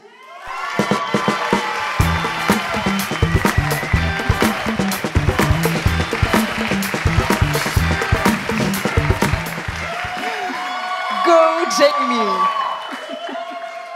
Je pense qu'un jour, on aura des pom-pom girls sur scène. Parce que go, Jamie, go! Trop bien. On va vous recruter pour faire des petites choses. Vous allez voir. Méfiez-vous, je vous ai repéré. Jamie, ça va? Ça va. Formidable. Écoute, quand on passe en dernier, c'est aussi un honneur. Oui. Bah oui, voilà comme ça. En plus, t'as de l'énergie. Le sujet de ta thèse, caractérisation de l'hydromorphodynamique de la zone intertidale du récif frangeant de l'Ermitage par caméra vidéo. Oui, c'est ça. C'est ça. Voici donc ta slide. On est bon? Oui. Oui, tout va bien. C'est ton tour. 3 minutes.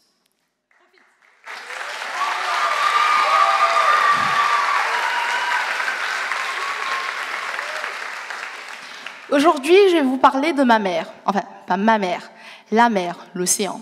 C'est une vieille copine. Petite, elle était ma voisine. J'ai toujours été aussi proche d'elle. Mais bon, pas très proche. Je vais vous expliquer. C'est compliqué. En fait, j'ai été fascinée par ses sautes d'humeur. Un jour, elle est calme, à peine un frisson. Et le lendemain, elle pète un câble. Elle fracasse tout. Elle casse les murs, inonde les quartiers. Et le pire, c'est qu'avec la montée des eaux et l'intensification des tempêtes, nos côtes sont en première ligne. Et à La Réunion, elle nous entoure. Pourtant, elle est précieuse. Elle nourrit, elle transporte, elle porte la vie. Mais après des années d'observation, on a encore du mal à la cerner. On sait qu'elle est à la fois cyclique et chaotique. Mais moi, j'avais besoin de comprendre. Qu'est-ce qui pouvait la mettre dans ces états-là? J'ai donc décidé de l'espionner. J'ai installé une caméra sur la plage de l'Ermitage, sur une plage bordée de récifs frangeants, là où elle est censée être calme. Enfin, calme. Sauf quand son ex-cyclone vient faire un tour. Là, elle pète partout, elle tape. Et pendant un an, j'ai suivi ses moindres faits et gestes. Et là, je ne vous raconte même pas la quantité d'images que j'ai eu à traiter. Corriger les déformations, localiser chaque point dans l'espace. J'ai pris une ligne de pixels que j'ai empilée pour pouvoir faire une série temporelle. Et là, j'ai vu ces cycles. D'abord, la marée. À La Réunion, elle est semi-diurne, c'est-à-dire que 2 fois par jour, elle monte et descend. Des fois un peu plus haut, des fois un peu plus bas. Ensuite, il y a les houles. Presque 30 épisodes en un an. 30 fois où elle ne tenait plus en place. Des fois, elle allait même jusqu'à embrasser les pieds des filles là-haut. Enfin, embrasser. Ça fait des années qu'elle les cogne tellement fort qu'elle leur vole leur sable. Et aujourd'hui, on a les racines des filles là-haut qui sont à l'air libre. Et puis, il y a ce mouvement qui revient toutes les 14 à 15 minutes. Comme si la mère disait « Tiens, et si j'allais lui voler sa savate ?» Et ce mouvement, quand la houle s'en mêle, elle devient plus puissante, plus imprévisible. La tension monte en flèche. On appelle cela les ondes de basse fréquence. Le problème, c'est que dans les récifs, ces ondes jouent un rôle clé dans l'érosion et la submersion, mais on ne les prend pas en compte dans les cartes d'aléas. Et ça pose problème. Parce que justement, on va venir sous-estimer les risques côtiers. Mais moi, pendant ma thèse, j'ai pu montrer que justement, ces ondes vont contribuer jusqu'à 50% à ces phénomènes, les embrassades avec les filles là-haut. Et aussi, ils vont être amplifiés dans les récifs. Mais mes résultats ne sont qu'un début. La mer est bien plus complexe que cela. Il faudrait encore plus de temps pour les observer, plus de temps pour l'espionner. Et bien évidemment, apprendre à la connaître, c'est mieux se protéger. Et surtout, apprendre à vivre avec elle.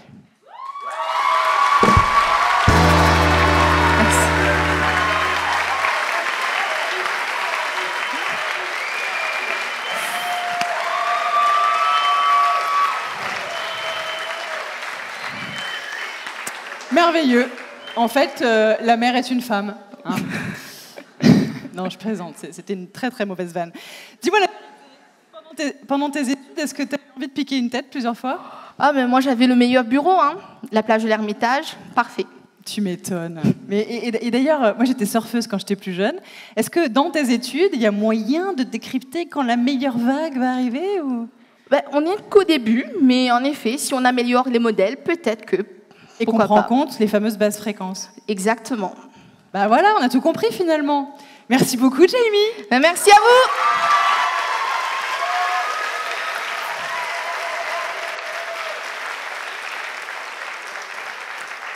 Ça y est, vous avez vu nos 9 candidats et candidates. Ils sont franchement canons, on est bien d'accord. Hein, belle année, beau millésime avec des sujets passionnants. Qu'est-ce que je suis heureuse d'être à ma place. Vous savez, la position neutre de la Suisse, ouais, c'est moi. C'est-à-dire que je suis là, je profite avec vous. Bah alors, le jury, pas facile, pas facile. En tout cas, il va falloir les départager, clairement. Il va falloir regarder qui, ce soir, a brillé davantage par son talent d'orateur et mettre en pratique ce qu'on a dit tout à l'heure, hein, la notation qu'on a expliquée lors des règles. Vous allez pour cela, cher jury, bénéficier de 30 minutes, pas une de plus, pour pouvoir délibérer, et vous allez le faire évidemment pendant cet entracte. Quant à vous, cher public, vous le savez, vous avez aussi un rôle à jouer. À l'extérieur, dans l'amphi, vous verrez, il y a des boîtes avec le visage de chaque candidat, et vous allez voter pour le prix du public, celui qui vous a le plus passionné ce soir. On se retrouve donc dans 30 minutes top chrono. À tout à l'heure.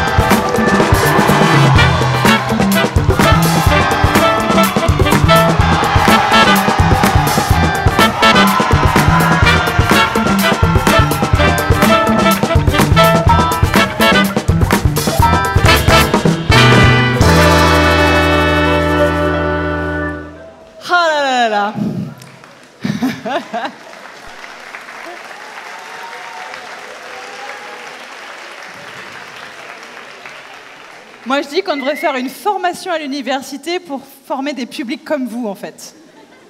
J'en ai jamais vu des comme vous ailleurs, vraiment.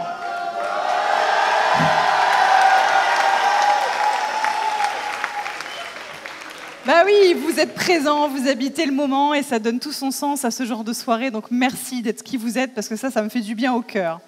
Vous savez, ce soir, il y a un candidat qui va représenter la Réunion et on l'espère peut-être la France. Eh bien oui, parce que ça se passera en juin, du côté de Paris. Vous savez quand même qu'en 2023, c'est une Française qui a remporté la finale internationale. L'année dernière, c'était un Belge. D'ailleurs, son sujet de thèse, c'était l'huile d'amande. Incroyable quand même.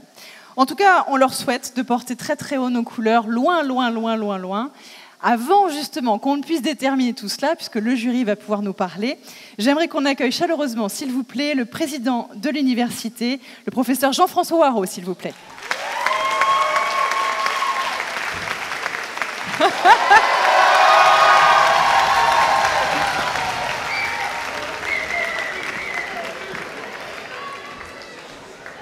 Bonsoir, soyez le bienvenu, je vous laisse place.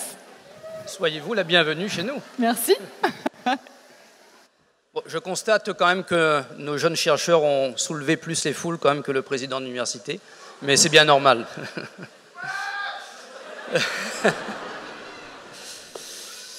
Mes chers directeurs de l'école doctorale, donc cher Philippe et cher Alain, je ne sais pas où Alain s'est planqué. Non.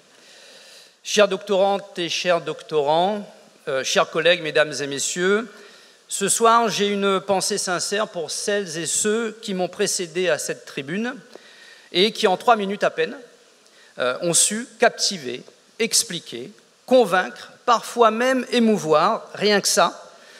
Et je me dois donc de m'inscrire en fait dans cette même dynamique, celle des 180 secondes. Promis, je vais essayer pas une seconde de plus. Comme nous l'avons tous constaté, ma thèse en 180 secondes, c'est bien plus qu'un exercice de style. C'est une démonstration d'intelligence, de maîtrise et de passion. On l'a vécu à travers vos présentations. Ce que vous venez de faire ce soir, chères doctorantes et chers doctorants, c'est tout simplement remarquable. Vous avez transformé des années de recherche, ces nombreuses nuits blanches, ces longues pages de bibliographie à travailler, et pour certains, les données et équations qui très souvent posent des problèmes, on est obligé de s'y reprendre à 4 ou 5 fois pour pouvoir les manipuler, en récits clairs, vivants et brillants. Et ce faisant, vous avez accompli l'essentiel, vous avez transmis le savoir et vous l'avez fait avec talent. À l'Université de La Réunion, nous croyons profondément que la science ne se confisque pas, elle se partage, elle se raconte, elle s'incarne. Elle descend de la chair pour rejoindre la scène, et ce soir, cette scène, vous l'avez illuminée. Merci pour ce moment, pour cette énergie, cette sincérité, cette rigueur, et j'insiste, qui ne s'oppose jamais au bonheur de partager.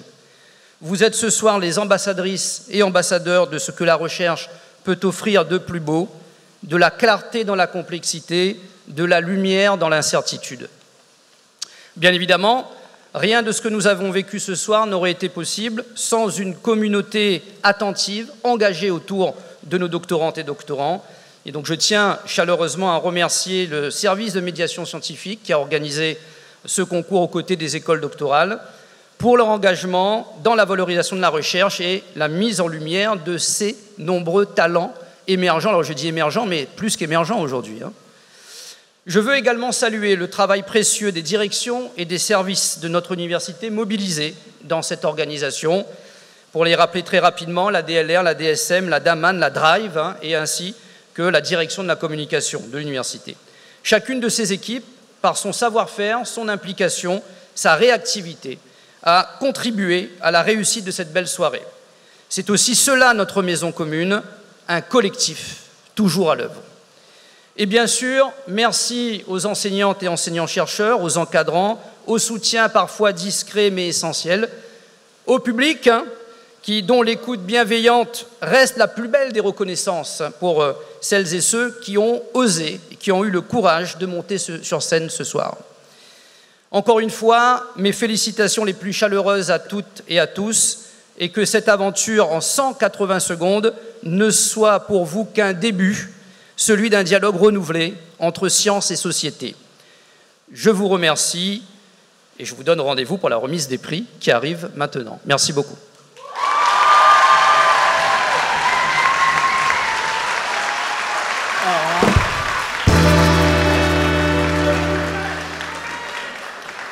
Moi, je dis qu'on devrait aussi former pour que tous les discours soient aussi dynamiques et en 180 secondes. Fabuleux. Ça fait du bien, vraiment. Merci beaucoup pour vos paroles qui sont authentiques et qui, ce soir, donnent vraiment toute la brillance, toute la brillance de notre université, de notre île. Merci beaucoup à vous. Vous avez envie, j'imagine, de savoir qui, ce soir, va pouvoir remporter les prix qui ont été déterminés. Alors, on va d'abord faire un hommage à notre jury, quand même. Il faut qu'on puisse les voir, il faut qu'ils montent sur scène. C'est important. Allez, j'accueille, s'il vous plaît, Jean-Nicolas Surjus, le directeur des Petits Débrouillards. Dany Haussmann, maître de conférence. Shénaz Vago, directrice de SDOI. Florence Lavache, rédactrice en chef du magazine Territoire, et Marie-Jo Lotong, directrice des affaires culturelles de La Réunion.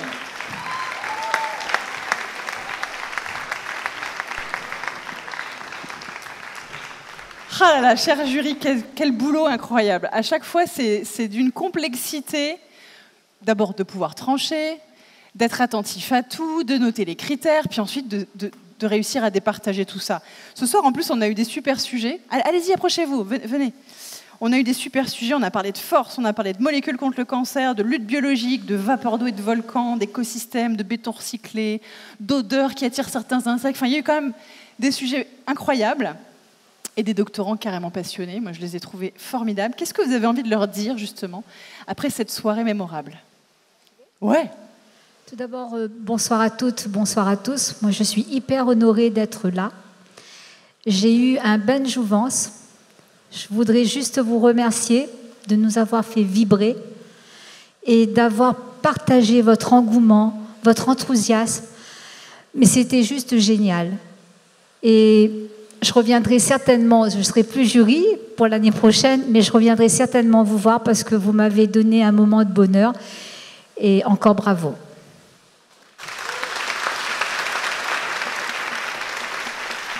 Bonsoir à toutes et à tous. Déjà, bravo. Et je suis vraiment très content que nous avons des personnes, des futurs chercheurs en fait si brillants. Et je ne m'inquiète pas pour le futur de la Réunion. Moi, je tiens à féliciter ces futurs docteurs ou certains déjà docteurs en leur disant venez nous rejoindre, la médiation scientifique, ça embauche. Et merci de respecter le conseil scientifique du CNRS qui a écrit il y a près de 100 ans déjà, ou du moins que les sciences devaient être accessibles pour tous. Et il y a un vrai effort là, je pense que pour quiconque, vous avez été très très très clair et encore bravo.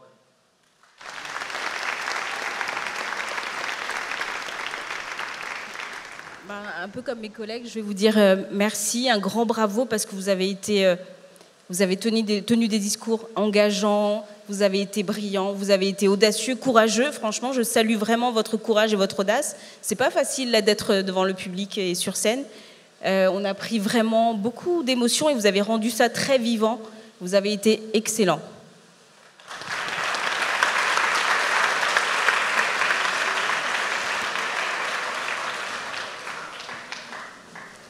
Bonsoir. D'abord, je voudrais dire félicitations. Vous êtes talentueux. La Réunion, terre de talent. Bravo. Je ne pensais pas que la recherche scientifique, mais c'est aussi, vous avez la place pour la culture. Ça a été des performances et l'art oratoire, c'est la rhétorique. Et puis surtout, rendre accessibles les sujets aussi compliqués et qui s'inscrivent... des sujets qui vont entrer dans le quotidien des Réunionnais, dans tous les foyers. Merci pour cela, parce que c'est extrêmement important que vous éveillez les consciences par des mots simples, des mots touchants, des mots passionnants. Moi, j'ai passé un moment superbe avec vous, et la gloire est ici. Il y aura des candidats, mais la gloire est ici. Merci à vous.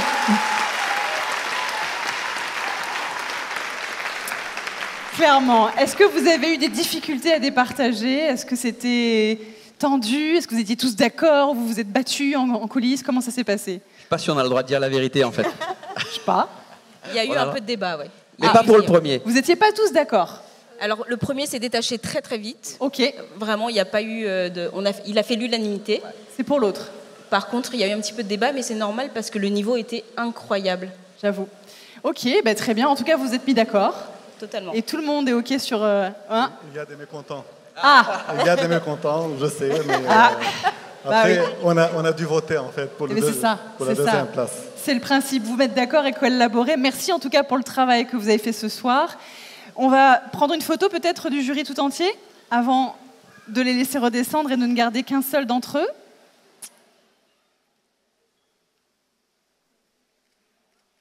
Alors que la pluie nous accompagne à nouveau, hein, avez-vous remarqué? Bien, qui d'entre vous va rester sur scène avec moi pour remettre le honneur aux femmes, oui. Le deuxième prix du jury, Shehnaz? Ok, super. Bien, je vous laisse rejoindre vos places, messieurs, dames. Merci.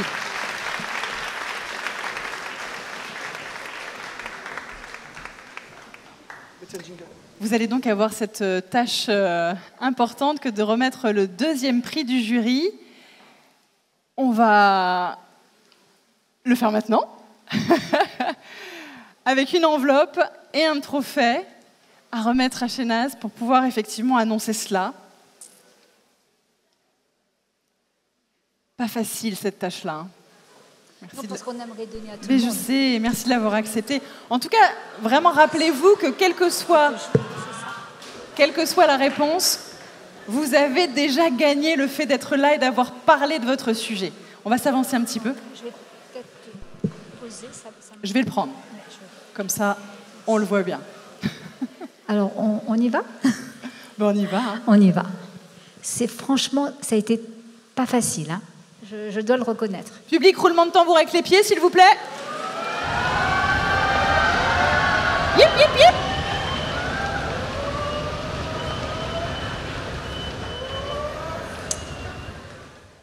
Je fais durer encore un petit peu? Je sais pas. Nous aussi, on peut le faire. Voilà. Alors, j'ai l'immense plaisir, l'immense honneur d'appeler Savitri.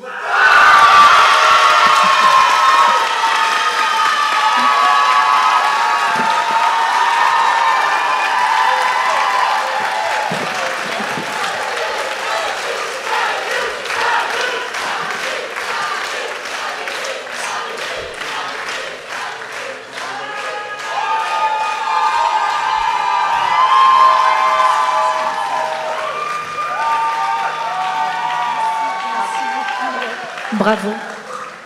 T'as pas le droit de pleurer, Savitri? Non, j'ai pas le droit.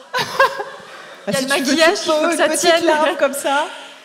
Deuxième prix du jury, qu'est-ce que tu as envie de dire ce soir? Eh bien, je suis très honorée ce soir d'avoir reçu ce deuxième prix du jury, surtout en sciences humaines et sociales.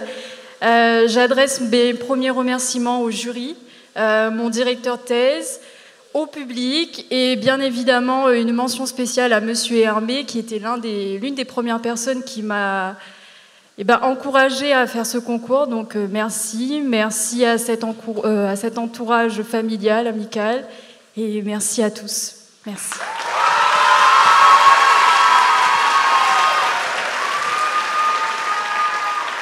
On va rester chez Nas pour la photo. Petite photo avec peut-être... Voilà. C'est trop bien.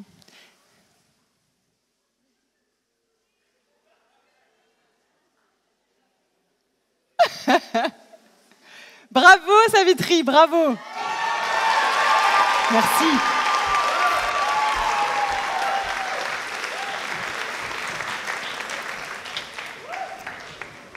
Allez, l'année dernière, vous le savez, 2 candidats sont partis en métropole pour pouvoir défendre les couleurs de la Réunion. J'accueille, s'il vous plaît, Quentin Da Silva et Clément Caron à me rejoindre sur cette scène.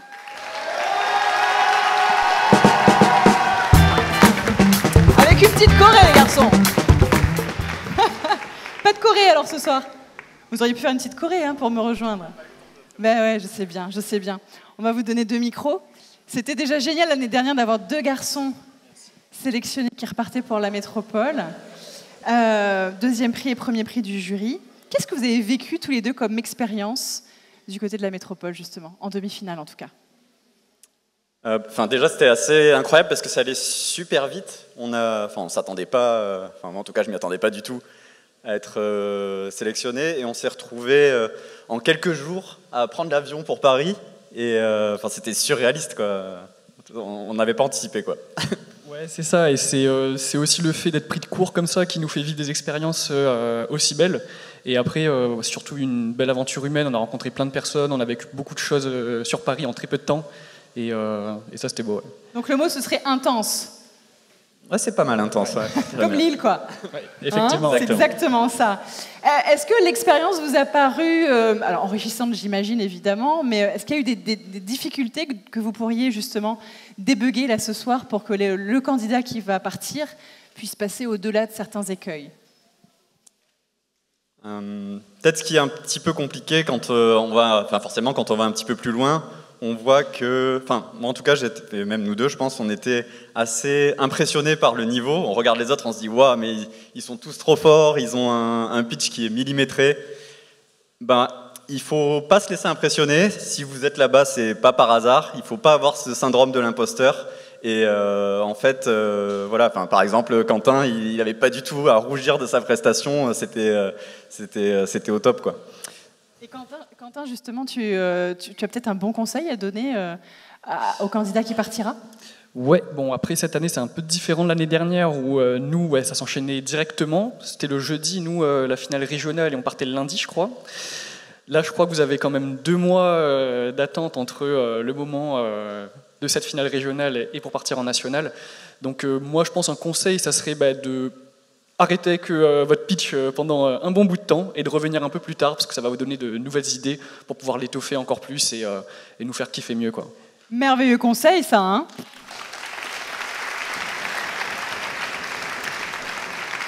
Vous êtes donc là ce soir pour remettre le prix du public. Donc c'est vous, public, qui pendant la pause avez voté, qui avez mis vos petits jetons dans les boîtes. Est-ce que vous êtes prêts à le remettre? Ah oui, c'est plus facile que de recevoir. C'est vrai, j'avoue. On va donc avoir effectivement la même chose. Tu peux nous rejoindre, un trophée avec le nom à annoncer. C'est toi qui le fais? C'est Clément finalement qui l'annonce. Allez, c'est bien, vas-y. Tu peux dire si tu veux. On regarde le nom en même temps. Regarde, je te laisse le mien.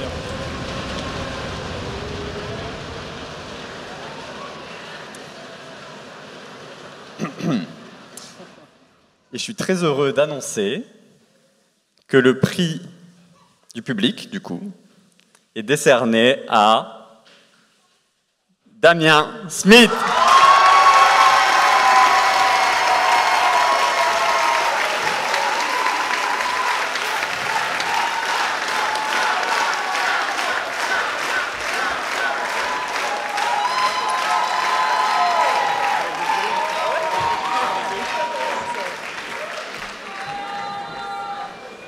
Félicitations Damien.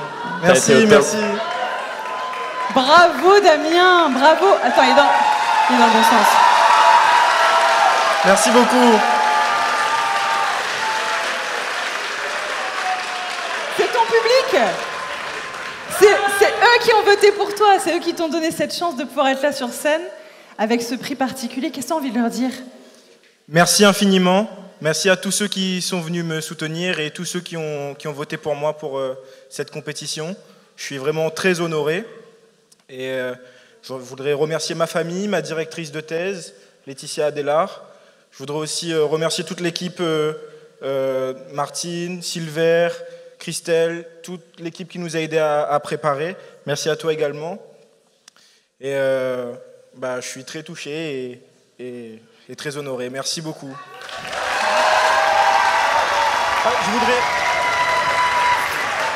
Je voudrais aussi remercier les étudiants de l'IUT, département génie civil et construction durable, qui ont fait la route de Saint-Pierre pour venir me soutenir. Merci beaucoup.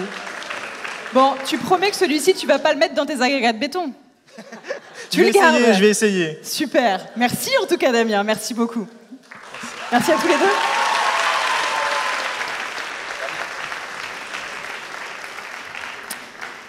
Ah là là là là, c'est le moment crucial de cette soirée, bien que chaque prix ait sa valeur, chaque prix compte, chaque prix est important, c'est le fruit du travail finalement de l'ensemble des doctorants. Nous allons donc maintenant annoncer le premier prix du jury. Et donc j'accueille pour cela, s'il vous plaît, le président de l'université et puis... Le président de l'université. J'allais dire, est-ce qu'il y a un membre du jury qui monte avec moi? Non? Ok, bah très bien. Allez, Jean-François Waro avec nous alors. Ah bah si, finalement. Parce qu'étudier, rechercher, explorer, c'est beaucoup de compétences finalement qui sont importantes et qui font avancer le monde. Et ça commence justement par des lieux comme ici, l'Université de La Réunion. Je suis certaine que notre université a une valeur ajoutée dont vous aimeriez parler. D'ailleurs, je crois que votre credo, c'est « Be ambitious ». Mon créneau, c'est avenir surtout. Et je crois qu'effectivement, on est en plein dedans, puisque l'avenir est juste devant nos yeux. Moi, j'aimerais quand même rappeler à nos doctorantes et doctorants. Alors, vous représentez l'avenir, donc c'est extrêmement important. Mais n'oubliez pas que vous n'êtes que des nains perchés sur les épaules d'un géant. Et donc, si vous avez, en tout cas, tous les progrès que vous allez réaliser, parce qu'on vous demande de contribuer aussi en termes de création de connaissances, on vous demande de contribuer en termes de transmission de cette connaissance. Mais si on en est là, c'est qu'il y a des personnes qui étaient là avant et qui ont permis de construire ce géant. Donc cette accumulation de connaissances qui vous permet aujourd'hui d'être à ce niveau-là. Donc moi j'aimerais surtout ne pas oublier les anciens, tout ce qu'ils ont pu faire, puisque vous aussi, vous deviendrez des anciens, alors pas maintenant, mais votre job c'est de continuer à faire croître ce géant pour les générations aussi à venir. Voilà. Donc je compte sur vous pour ça. Ça c'est un chouette message. Qu'est-ce que vous retenez du coup de cette belle soirée? Si on devait donner 1 ou 3 mots, allez, disons, de cette belle soirée. Disons, en fait, je veux vraiment remercier le public, car ils ont fait un excellent choix. Dans le sens que, si j'ose dévoiler, si je peux dévoiler que, en fait, c'était un des candidats qu'on a énormément débattu pour la seconde place. Donc, merci beaucoup, car vous avez vraiment aidé le jury, en fait. Et là... on a un peu conforté en fait quelques membres du jury.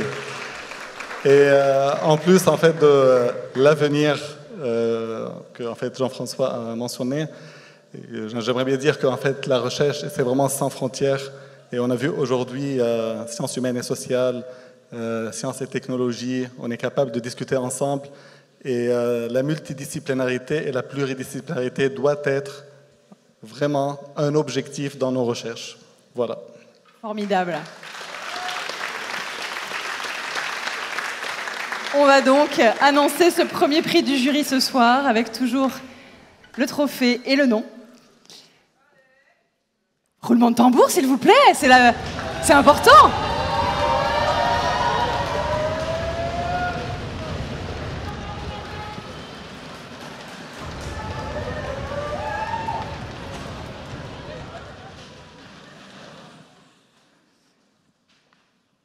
J'ai l'immense honneur de remettre le premier prix du jury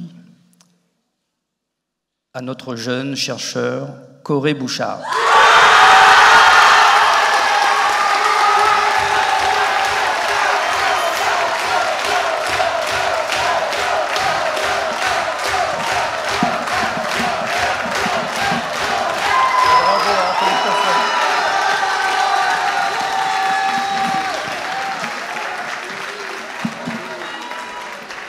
Waouh!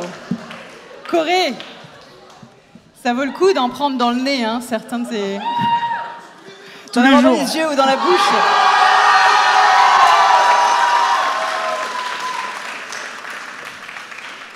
Qu'est-ce que tu as envie de dire? Ça tremble un peu, bah oui, c'est normal, c'est l'émotion. Qu'est-ce que tu as envie de dire ce soir? J'ai pas beaucoup de mots, là. Merci à tous, franchement, c'était une expérience vraiment, vraiment exceptionnelle. J'ai trop adoré, tous les doctorants, c'était trop cool, tout le temps, toutes les formations. Génial. L'ambiance ce soir de dingue, franchement, trop bien. Merci à tous, vraiment.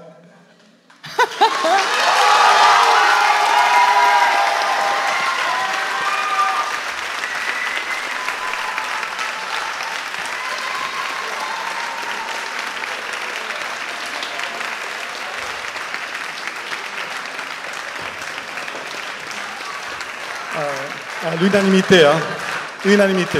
Bah oui.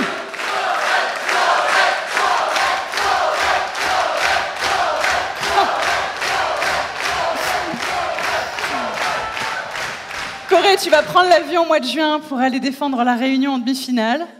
Est-ce que tu es prêt à relever le défi pour arriver jusqu'en finale? En tout cas, c'est tout ce qu'on te souhaite. Hein. Bah oui.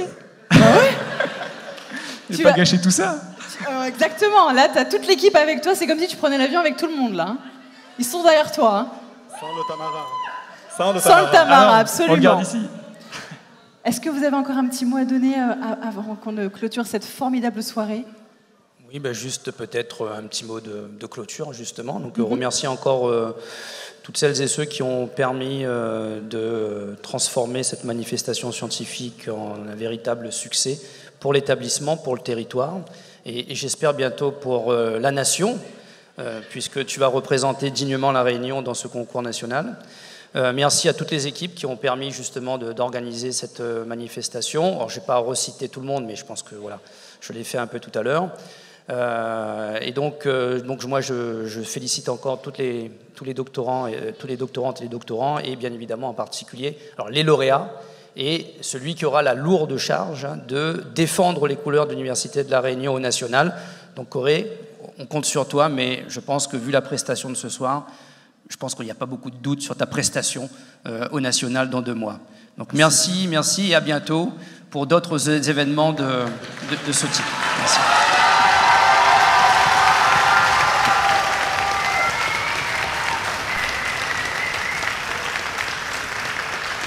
En tout cas, moi j'avais envie de vous transmettre une chose importante aussi, c'est que peu importe votre domaine, peu importe votre âge, peu importe votre origine, gardez en vous ce qu'ils nous ont montré ce soir, cette étincelle qu'on a en nous tous, celle de comprendre, d'avoir envie de partager, d'avoir envie de transmettre.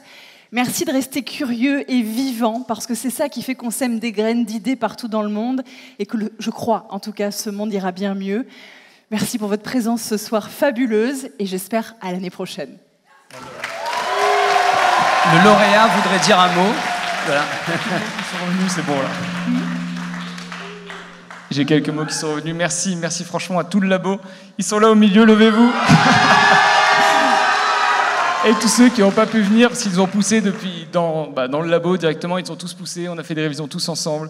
Merci également à Marine Beaujeu, ma maman de la science, qui a participé il y a 2 ans justement ici. Voilà, merci à tous. Bravo.